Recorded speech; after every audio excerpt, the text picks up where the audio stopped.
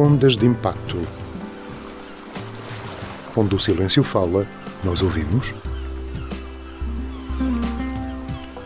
Ser cuidador é um ato de amor, mas quem cuida também precisa de apoio. O projeto WeCare da Apexa está aqui para ajudar. Capacite-se, fortaleça a sua rede de suporte e melhore a sua qualidade de vida, porque cuidar de si é o primeiro passo para cuidar de quem mais ama. Saiba mais em wecare.pt. Cuidadores também merecem cuidado. Bem-vindos a mais um episódio de Ondas de Impacto, onde juntos navegamos em temas que impactam a inclusão social. Hoje vamos explorar um tema vital, a segurança e a inclusão. Temos connosco o Major Pedro Pereira, comandante do Destacamento Territorial de Albufeira, para nos falar sobre como o GNR trabalha para garantir que a segurança e a acessibilidade chegam a todos. Bem-vindo, Major, e obrigado por ter aceitado este nosso convite. Muito obrigado. Ora bem, o Major Pedro Pereira tem já alguns anos de experiência na Guarda Nacional Republicana e está profundamente envolvido em iniciativas de proximidade e apoio às comunidades mais vulneráveis. Vamos então descobrir hoje o papel da GNR na construção de uma sociedade mais inclusiva. Major Pedro Pereira, o Algarve é uma região diversa e cheia de desafios únicos. Como é trabalhar na GNR aqui, especialmente em Albufeira, que é uma área turística e multicultural? Complicado. Sem dúvida, é uma área, a Albufeira concretamente, que nos traz grandes desafios, mas concretamente nesta parte da inclusão, da ação social, temos um grupo de secção de programas especiais que desenvolve várias atividades, que tem programas direcionados precisamente para esses grupos mais vulneráveis. Temos os idosos em segurança. Mais especificamente já lá iremos, mas nem mais. Temos a Escola Segura, que é todo o acompanhamento diário das escolas, as visitas. Deixe-me fazer aqui um à partezinho com a Escola Segura. Eu no outro dia vi alguém reclamar que a Escola Segura devia ser mais segura, ou seja, que os militares da GNR não deviam estar cá fora só a ver o estacionamento, mas que deveriam entrar e ver quem entra, quem sai, etc. Isto é mesmo assim? Da escola, quem? Das escolas. Bom, vamos lá ver. Essa parte do estacionamento foi um desidrato meu. É uma queixa que eu já ouvi várias vezes. Quando nós, por exemplo, aqui em Albufeira, se reparar, tentamos que todos os dias, à porta das escolas, exista pelo menos uma patrulha. Sim, sim. O objetivo daquilo não é essa parte repressiva da questão do estacionamento. Mas vamos ver, os pais, se chegarem e pararem mal o carro, estão a transmitir aos filhos que as regras não servem para nada. A gente podemos infringir, para ficarmos na escola, podemos parar o carro indevidamente. Bem, nesse aspecto vocês ficavam ricos num dia. A nossa presença ali... Porque toda a gente para mal. Mais do que essa parte repressiva, das multas concretamente, que é o que as pessoas falam, a nossa presença ali é precisamente para marcar aquela criança, é transmitir valores às crianças. E é isso que muitas vezes eles não alcançam. Os pais, porque as crianças absorvem rápido. A queixa que eu referi era de pais. Precisamente. Nós somos confrontados com isso. Até dizem que nós atrapalhamos mais do que propriamente resolvemos os problemas à porta. Contudo, eu permaneço e vou manter essa presença, porque o nosso principal objetivo é esse. É educar as crianças. E também, os pais, quando deixam as crianças na escola, se tiver ali uma patrulha, o sentimento é diferente, percebem que a área está mais segura, precisamente. Esse é o nosso principal objetivo. Portanto, falámos dos idosos, falámos da Escola Segura, mas há mais. Existem outros programas da pessoa com deficiência, internet segura, e a internet segura não se dirige só aos jovens. Internet segura é uma caldeirada, não é? É, sem dúvida. Cada vez mais. É. Muita da criminalidade entra pelas nossas casas por esta via. Sim, sim. E temos temos os grupos vulneráveis, não só as crianças, porque não percebem ainda os potenciais da internet, mas também aquela geração ainda ativa, talvez dos 60 aos 65, 70. Que não cresceram bem com estas tecnologias. Estou a descobri-la, não é? Precisamente foram apanhados agora já numa fase tardia da vida e que muitas vezes expõem a perigos. E este nosso programa da internet segura tem em vista precisamente sensibilizar este público. Depois temos desafios. Nas escolas é fácil. Temos as crianças na escola e nós dirigimos a eles e temos a oportunidade de falar para um grande grupo. este segundo grupo é mais difícil nós chegarmos a eles. Temos muitas vezes ido ao Clube Avô, mas aí já há uma idade diferente. Sim. A Universidade Sénior também é um sítio onde nós vamos... Mas, Major, há de perceber que falar com as crianças agora, ensinar-lhes valores e dizer quem é a GNR é bastante diferente daquilo que os mais velhos conheceram da GNR lá atrás. Nós não sentimos isso. Não? Não. É diferente a abordagem, não nesse sentido de olharem para nós com a imagem antiga da Guarda, não. Sim. Não sinto muito isso, não. Boa. O que nós vemos é que, eu não vou cair nessa conversa, não, isso eu sei, percebe? Ou seja, a mensagem que nós queremos não transmitir... precisamos de vocês, nós tratamos. Entendem que já são conhecedores, mas não são. A realidade não nos mostra isso. Exato. Depois temos vítimas de crimes de burla e etc., com as histórias do Olá Pai, aquelas questões de mensagens a fazerem-se passar por EDP, por exemplo. Ou seja, tudo o que nós abordamos nessas nossas ações, que eles dizem, não, eu nisso não caio, porque vou-me logo a perceber. Pronto, como é que eu lhe dizer, aquele fruto da idade que acham que já sabem tudo. Mas isto é revelador também que este programa é muito pertinente, porque é uma coisa nova para eles. Apesar de o Conto do Vigário não, Sim. Sempre se falou nisso. O Conto do Vigário já é mais antigo ao mundo, não é? Agora aqui é uma coisa muito normal. É banal receber-se uma mensagem para pagar qualquer coisa. Sim. E nós não fazemos a triagem se aquilo é de uma entidade ou se é de um burlão, ou eletricidade de um operador que não é o nosso fornecedor, entre outros, todos e essas vão crescendo, não é? Vocês têm um gabinete que acompanha tudo isso? Tem uma especial atenção a estes novos crimes, à nova maneira de cometer crimes, porque, pelos vistos, a coisa aumentou de tal modo? Nós temos a investigação criminal e a direção de informações que faz essa análise. E depois também, dentro dos processos que existem, nas investigações vai-se aprofundando isso e vai-se percebendo os modus operandi e as fontes. Isto depois bate num... Deixa-me fazer uma pergunta complicada. Conseguem apanhar alguns? Sim. Ou é muito difícil apanhar esta gente? Eu pergunto isto porque tenho noção de que é difícil. É difícil, mas consegue-se identificar suspeitos destes crimes e levá-los à justiça. Consegue-se agora. É moroso, como vê, todas as ferramentas que se usam são digitais. Muitas vezes está por trás uma conta bancária. Para se aceder aos dados da conta bancária tem que ser via o tribunal. E todas estas diligências são um bocadinho mais morosas. Mas acontecem e é possível chegar lá. Boa. Sim, então, não, temos vários exemplos.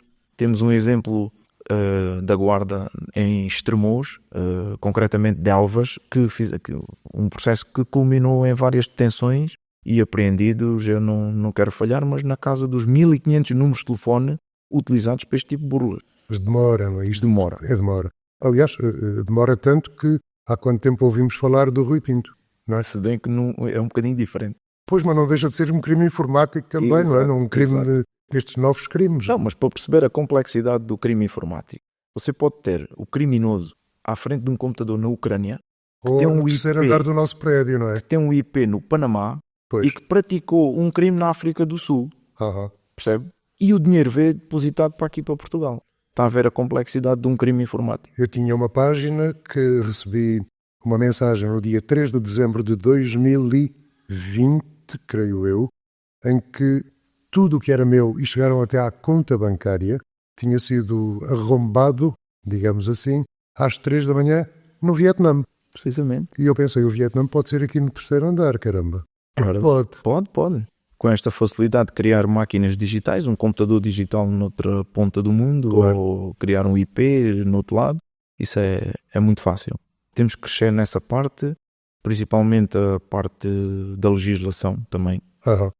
Terá que acompanhar tudo isso, não é? E é muito complicado, como sabe, e envolver todos estes países, pode ser qualquer um, é muito difícil. Sabemos que a GNR se envolve em comunidades vulneráveis, é disso que temos vindo a falar, aliás, com pessoas com deficiência ou idosos. Sabemos também que a GNR tem iniciativas de proximidade, como o programa Idosos em Segurança, por isso é que eu lhe disse que já lá íamos, e pode explicar-nos como é que funciona e que impacto tem tudo isto?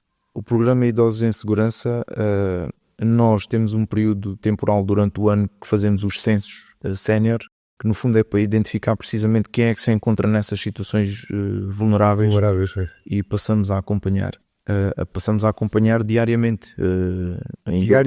Diariamente nós fazemos visitas a esses idosos.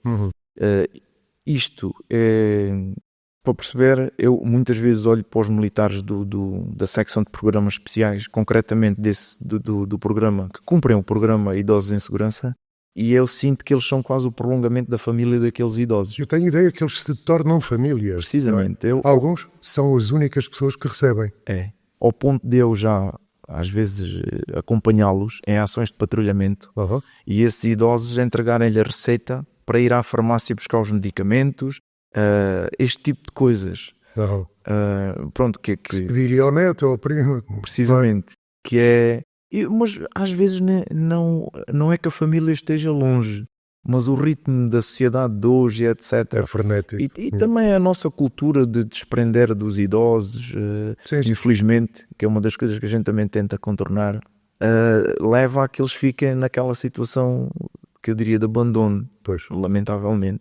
E eles recorrem a nós e olham para nós dessa forma, como o prolongamento da família, e é o elemento com que eles podem contar, a quem eles ligam muitas vezes para partilhar histórias familiares ou para pedir apoio. O que é tocante. Eu que estou próximo e trabalho com eles, ver os militares envolvidos naquilo não fico indiferente. É de um cuidado bestial. Eles fazem aquilo de uma forma natural. É muito engraçado. Quais são as situações mais complicadas que já encontraram com os idosos, por exemplo? Porque eles são vulneráveis a burlas. Quais são as situações mais alarmantes ou as que mais se repetem? Temos um pouco de tudo, mas se calhar o que nos toca mais, se calhar situações onde eles são vítimas pela família. Porque às vezes têm casos na família de toxicodependentes ou este tipo de situações dependentes do jogo, e que depois exploram estes idosos. E isto é o que nos toca mais, porque é um ente da família. Sim. E depois acaba por tocar e por ferir ali as condições daquela pessoa. Outra das coisas que a gente nota muito também é as condições de pobreza extrema, principalmente questões de falta de higiene, e etc., que depois carecem de outros tipos de apoio. Falta de alimentos, também não com isso muitas vezes, não é? Sim, também. Olha, dou-lhe um exemplo. Amanhã temos uma visita marcada, agendada, que é um idoso que está sinalizado, que nasceu no âmbito de um processo. Um camarada nosso que é da investigação, no âmbito de um processo percebe-se que há ali um idoso, não sei qual é a qualidade que ele está naquele processo, se é testemunha, mas pronto, foi identificado aquele idoso que estava numa situação vulnerável.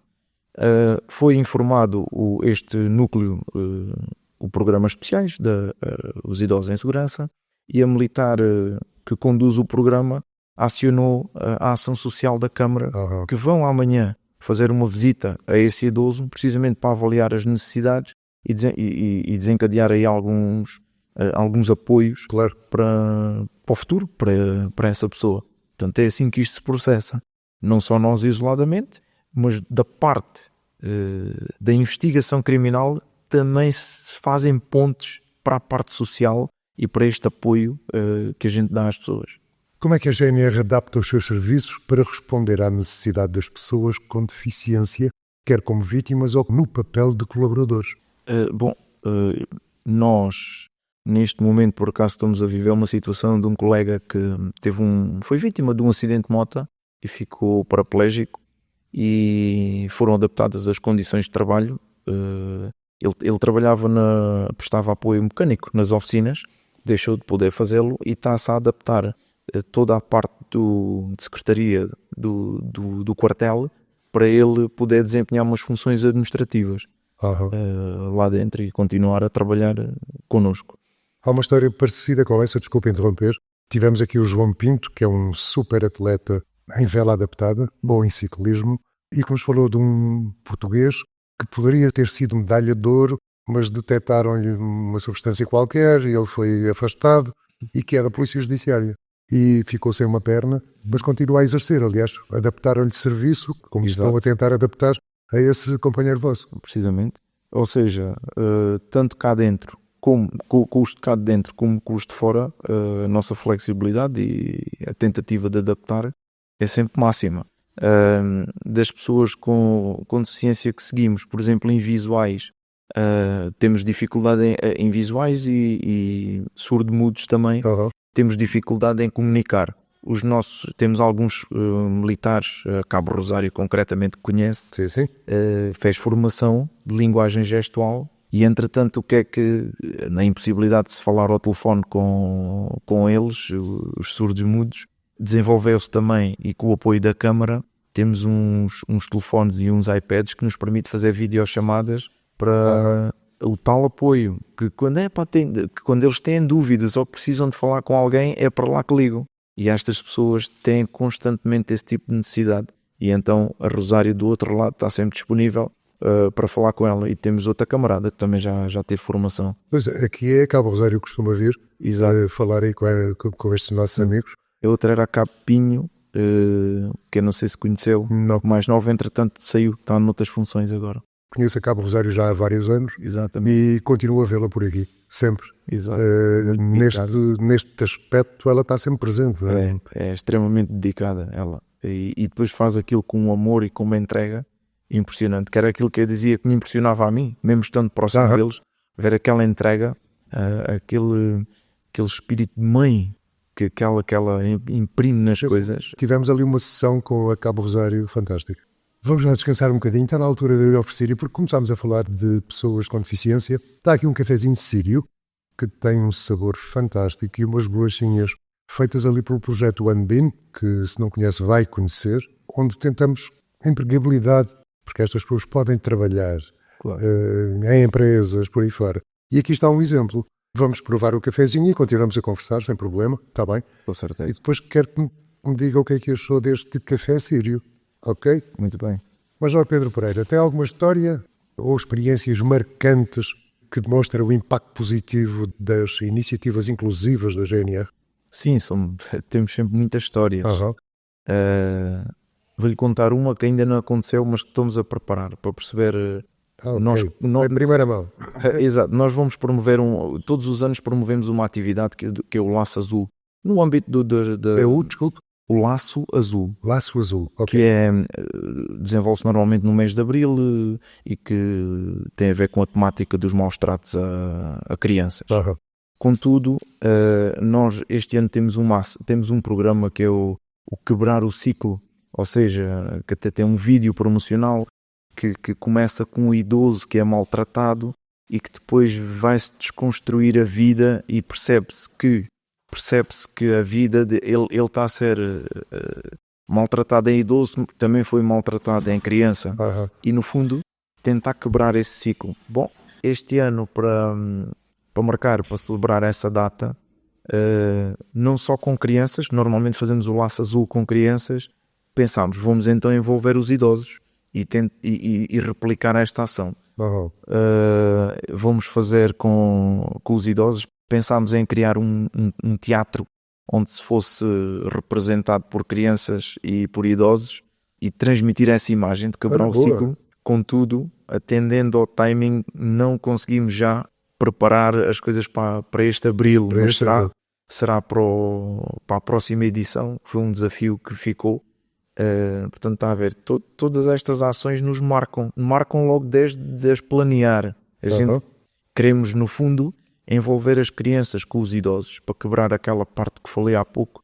Sinto que a nossa sociedade se afasta muito dos passados, das nossas raízes, contrariamente com outras culturas japonesas e etc, que eles continuam a ter aquelas referências. E a mim custa-me um bocado olhar e ver que a gente não vai beber essas experiências às pessoas, porque ainda hoje guardo memórias do ter crescido com os meus avós. E custa-me um bocado ver crianças que não vão buscar essas histórias e essas memórias aos avós. E no fundo é isto que nós queremos promover. Queremos promover o encontro da criança, desde aquelas mais tenras idades até àquela idade ali da adolescência, que muitas vezes tem aquela postura de se afastar, tentar fazer estas ações que se aproximem, que eles no fim sintam que aprendi, isto foi prazeroso, foi bonito, e o idoso não é aquela imagem que eu tinha. Tentamos transmitir isso. Portanto, com esta ação, como vê, desde o planeamento até quando a fomos a executar, marca-nos sempre. Porque é esta a nossa visão, e que é isto que a gente quer marcar. Mas temos vindo a fazer ações ao longo dos tempos que deixam muitas memórias. Essa que promovemos para as pessoas com deficiência foi das de maior envergadura que nós fizemos. Eu vi que eu estive lá e é fantástico. Foi aquilo que eu costumo dizer, é o outro lado da GNR que era necessário por vezes conhecer. Porque polícia e GNR têm uma fama assim um bocado estranha, mas depois fazem outras coisas. Exatamente. E é esse lado que eu acho que era interessantíssimo que as pessoas conhecessem. E este lado, como vê na nossa conversa, é também bastante grande. Este lado social, de apoio, e aquele exemplo que lhe dei há pouco, do apoio que se vai dar a um idoso, nasce numa investigação, e lá no meio percebeu-se que havia ali alguém que precisava de ajuda. Portanto, isto não é uma pequena fatia da nossa atividade que toca aqui na parte social e na inclusão. Está sempre presente nos militares.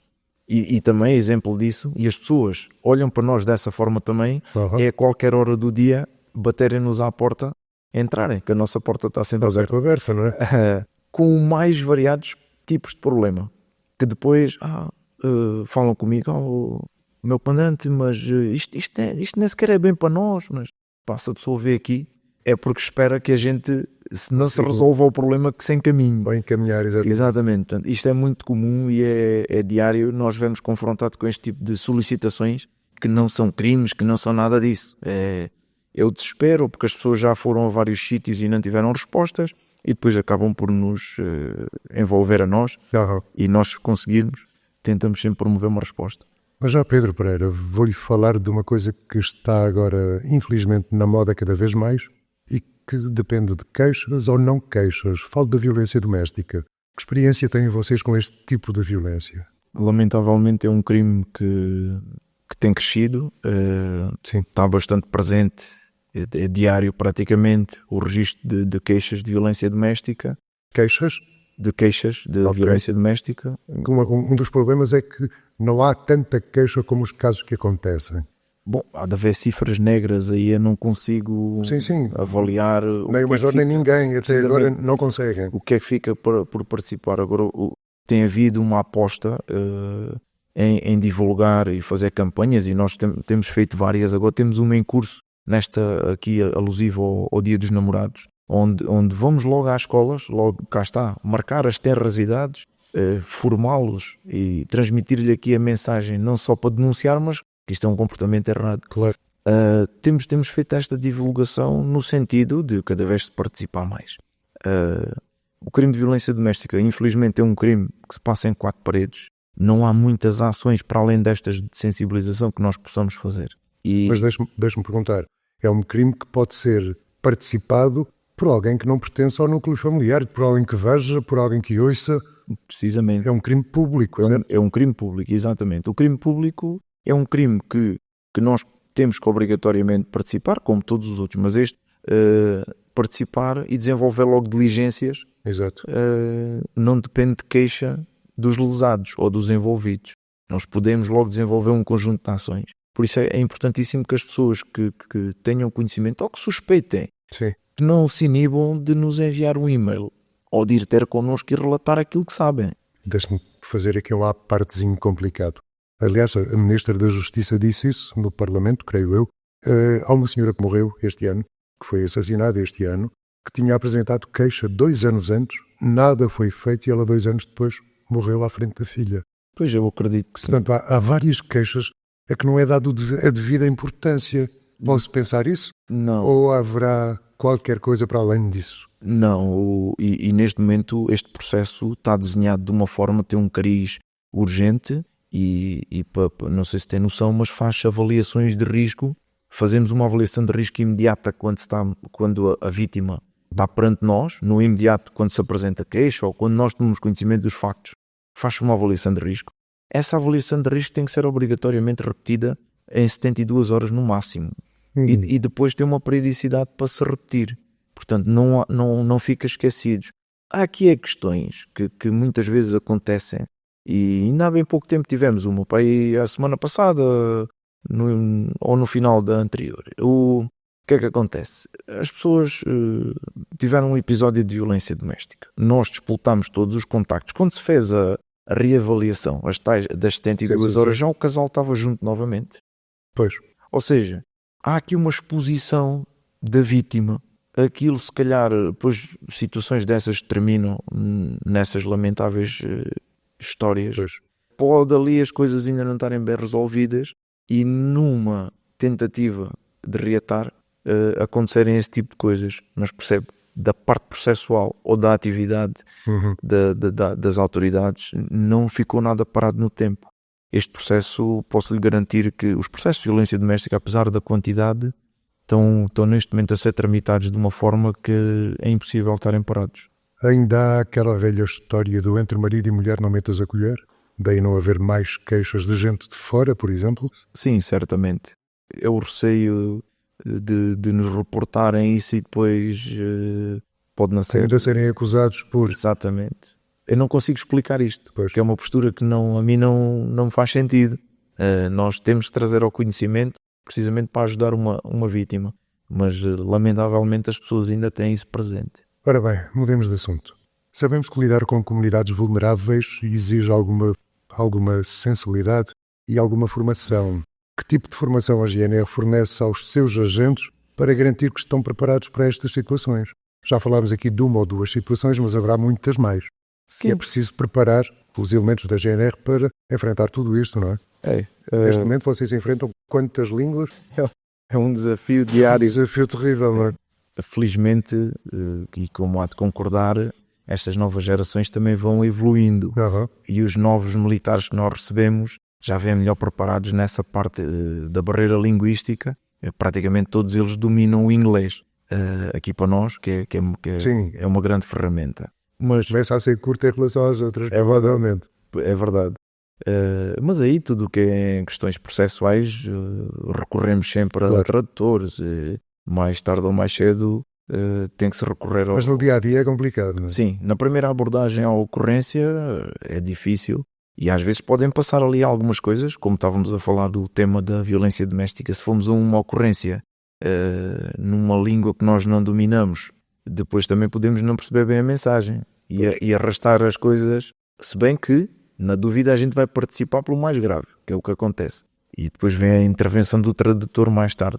Mas isto também pode acontecer, estas situações. Quais são os maiores desafios que a GNR enfrenta na promoção da inclusão? Como é que pode a comunidade colaborar para superar estes desafios? E esta parte é bem importante, a colaboração da comunidade. Sim, sem dúvida, a comunidade e as forças vivas, mas participam muito connosco, como vi aquele exemplo, a ação social. Praticamente temos ações diárias, seja nesta parte dos idosos ou das crianças, CPCJ, todos os dias temos intervenções para acompanhar processos existentes ou novos que vão surgindo. Olha, estas atividades que fomos falando, quando nós desenvolvemos, e se recorda do dia da pessoa com deficiência, nós não estávamos sozinhos. Estávamos com muitas entidades que se associaram a nós e continuam. Esta do Laço Azul que vamos promover em abril é sempre em cooperação com a CPCJ, com a APEXA, participa connosco também. Todos os elementos que participam na CPCJ estão lá. Santa Casa da Misericórdia, Direção de Educação da Câmara. Não me quero esquecer. Era tanta gente. São muitos e continuam a ser sempre parceiros. Portanto, está a ver, nós estamos todos envolvidos. E é engraçado, qualquer dessas entidades, quando tem um caso, liga logo para nós e precisamos de ir visitar, têm que nos acompanhar. Muitas vezes não é por questão da segurança, é precisamente por aquela complementariedade que eles sentem e que nós também sentimos neles, que eu muitas vezes recorro Temos esta situação, o que é que acham? Pronto, envolvemos ali todos a pensar para contribuirmos para a solução daquela situação.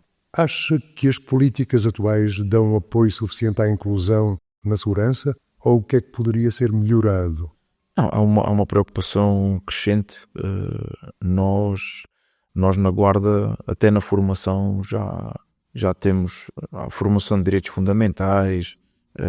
Logo no curso de formação de guardas foi criado um oficial com uma pasta só para esta parte da inclusão. Portanto, isto cada vez está a ser dado mais atenção e são exigências políticas que fazem à Guarda, precisamente para nos prepararmos para a atualidade, e tem sido acompanhado por parte da Guarda tanto estas criações como a formação e dedicar pessoas a estes temas. Quais são os principais problemas, as principais situações com que se depara a GNR em Albufeira? Albufeira tem uma fama e é vista sempre muito associada à insegurança. Contudo, apesar de terem surgido aí umas notícias... São os números. Exatamente. Uns números que carecem de ser vistos o outro lado desses números. Sim. Temos essa imagem associada à Albufeira, contudo, o que lhe digo, o que lhe posso dizer da minha experiência e do trabalho, existem realmente muitos desafios.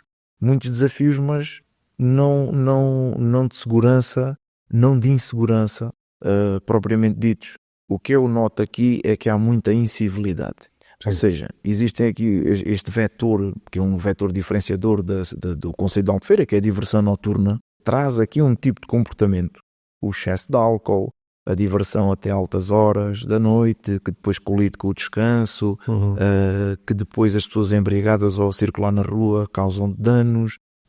Pronto, está a ver, são alguns pequenos delitos, outros são incivilidades praticadas por grandes números de pessoas. Sim. Que causam aquela imagem de insegurança. Isto é a minha percepção das coisas, que trabalho aqui de dia e de noite e não sinto que haja aqui um tipo de crime diferente ou mais grave do que em qualquer outra parte do país. Sim. Agora, temos estes desafios. Pois, principalmente o desafio chamado verão, não é? Que é um desafio enorme. Não está cá Albufeira, mas o Porto e Lisboa e Trás-os-Montes e Alto Douro e o Minho, vem tudo para aqui, não é? Esse é um dos... Isso é complicado. E esse é o outro lado dos números que deram às notícias que aí apareceram. Porque nós temos um número de pessoas que participam de crimes muito e que podem ser vítimas de crime muito mais alto do que os residentes. Sim. Contudo, quando se fez as contas, dividiu-se o número de crimes por residentes. Pois. E então... alguém deveria ir para a escola outra vez, mas isso é outra história. Não está certa essa conta, a par de outra questão que também tinha que ser vista, que é, quando nós fazemos uma detenção de um condutor sem carta, isso é um crime. É um crime. Sim. E concretamente essa análise foi feita do ano de 2023, onde nós, em Albufeira, tínhamos feito mais ou menos na ordem das 1155 detenções. Portanto, está a ver, 1155 crimes foram da atividade da Guarda. Exato. Foram da proatividade dos militares da Guarda, que entraram na conta. Portanto, não temos ali ninguém que é vítima de crime. Não temos o furto, não temos a vítima do furto nem do roubo, não. Temos alguém que conduziu sem carta, alguém que foi apanhado com uma arma, alguém que conduziu com álcool, alguém... Pois. Todos os crimes que são da nossa iniciativa, que contribuíram para umas parangonas que perduraram aí algumas semanas e que deram a tal fama à Albufeira. Contudo, eu, utilizador, passando aí e vendo os utilizadores aí da noite, os turistas nos visitam, eu não os vejo com uma postura de quem está com receio ou quem está com medo. Deixe-me dizer-lhe, creio que foi em 2023 ou 24 já. Não, creio que em 2023 apareceram aí os dançarinos, 8 dançarinos, todos nus, ali. Precisamente, está a ver, uma das tais incivilidades. O que é que vocês fazem perante isto? Ou o que é que fizeram? Nada, não? O que eu fiz? Toda a gente disse, GNR não fez nada. O que eu fiz? Quando chegaram já estavam vestidos, é? Não, o caso concreto dos 8. Lembra-se disso, não é? Sim, precisamente. Vou-lhe contar, vou-lhe dizer o que fiz, respondendo à primeira pergunta e como é que chegámos a eles. Normalmente sabemos disto pelo patrulhamento que fazemos nas redes sociais. Pois. Fomos monitorizando as redes sociais e normalmente reagimos a isto quando se vê nas redes sociais.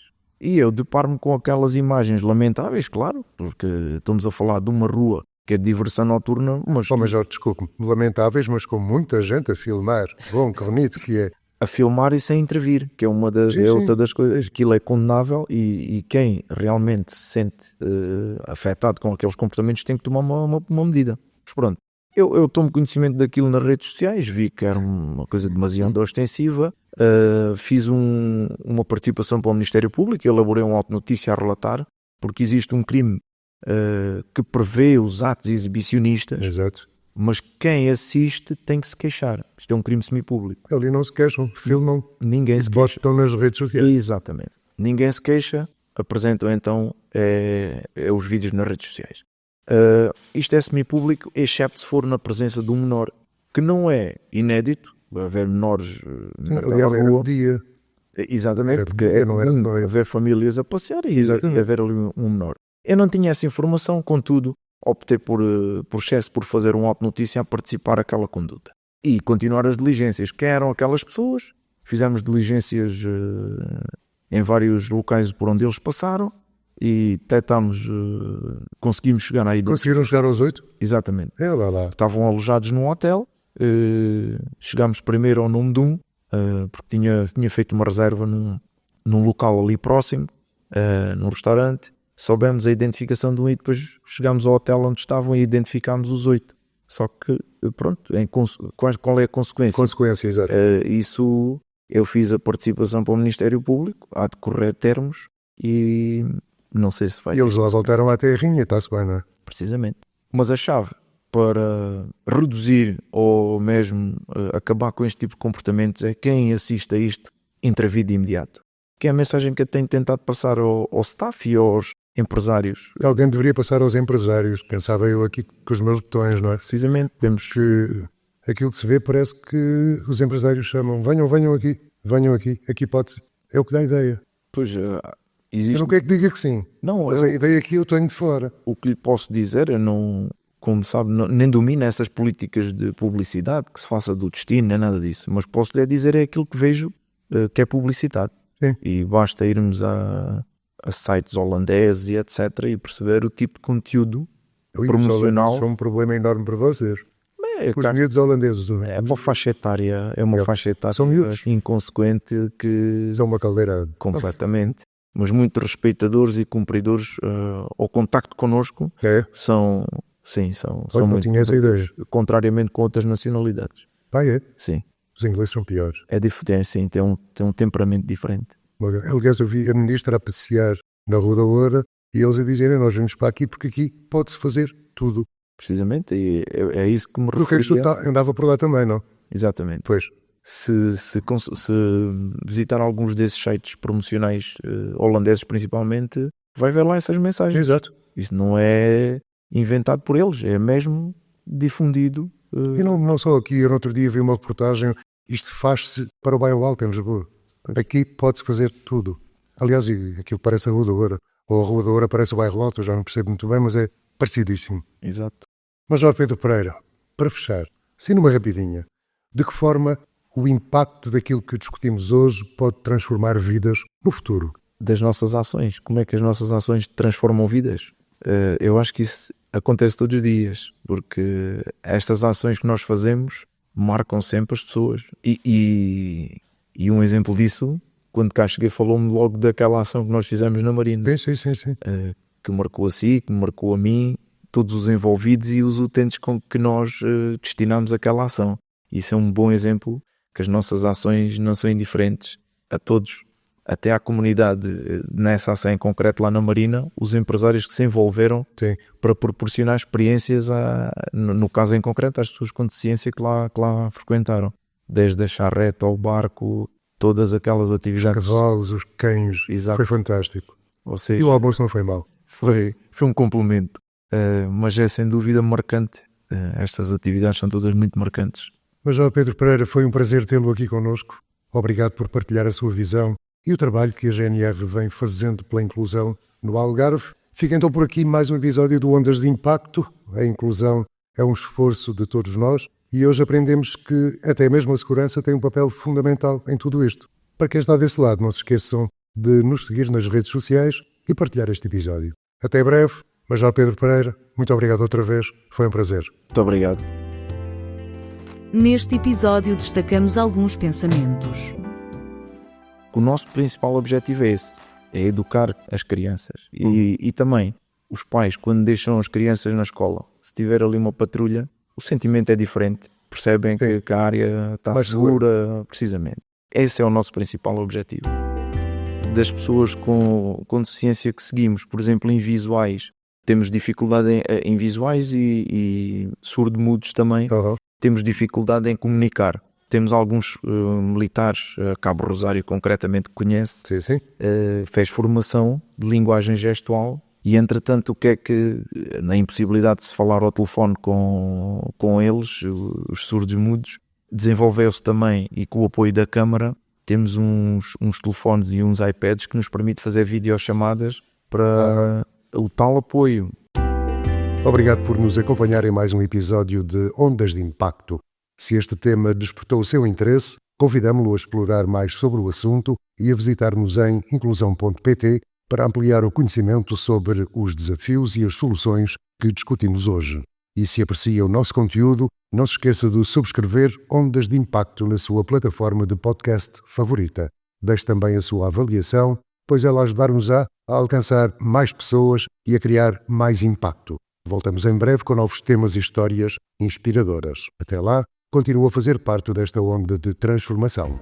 Sonha com um mercado de trabalho mais inclusivo? O projeto Inspira 2024 da Apexa está a transformar essa realidade.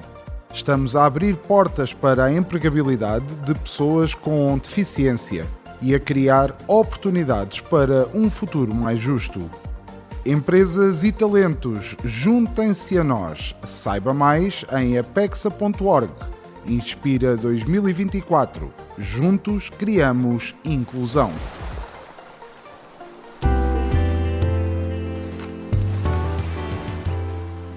Ondas de Impacto. Onde o silêncio fala, nós ouvimos.